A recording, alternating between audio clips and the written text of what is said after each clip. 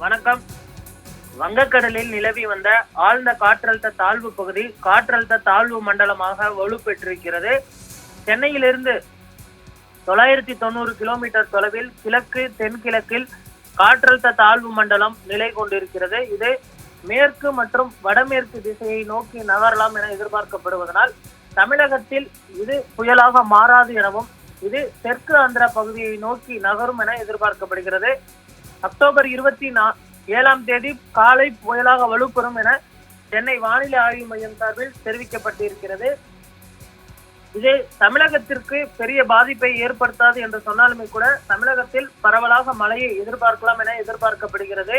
தென்கிழக்கு வங்கக்கடலில் நிலவிய தீவிர காற்றழுத்த தாழ்வு பகுதி இன்று காலை காற்றழுத்த தாழ்வு மண்டலமாக வலுப்பெற்றிருக்கிறது.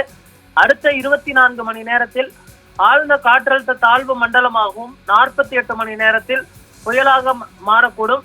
மச்சிலிப்பட்டினம் விசாகப்பட்டினம் இடையே கரையை கடக்கும் என எதிர்பார்க்கப்படுகிறது.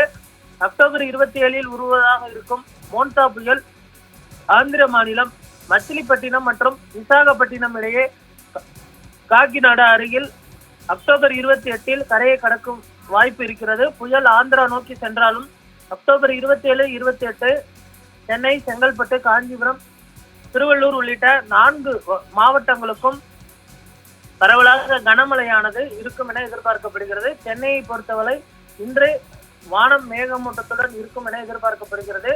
நகரின் ஒரு சில பகுதிகளில் லேசானது முதல் மிதமான மழை பெய்ய வாய்ப்பு இருக்கிறது. அதே போன்று நீலகிரி, கோவை உள்ளிட்ட மாவட்டங்களிலும் அந்த புல் எஃபெக்ட் என்று சொல்லக்கூடிய அந்த மழைக்கான அந்த வாய்ப்பு இருக்கிறது. தென் மாவட்டங்களை பொறுத்தவரை அந்த மழைக்கான அந்த வாய்ப்பு என்பது இல்லை. வட மாவட்டங்களில் ஒரு சில அந்த கடலோர மாவட்டங்களில் மட்டுமே இந்த புயலால் மழைக்கான வாய்ப்பு இருக்கிறது.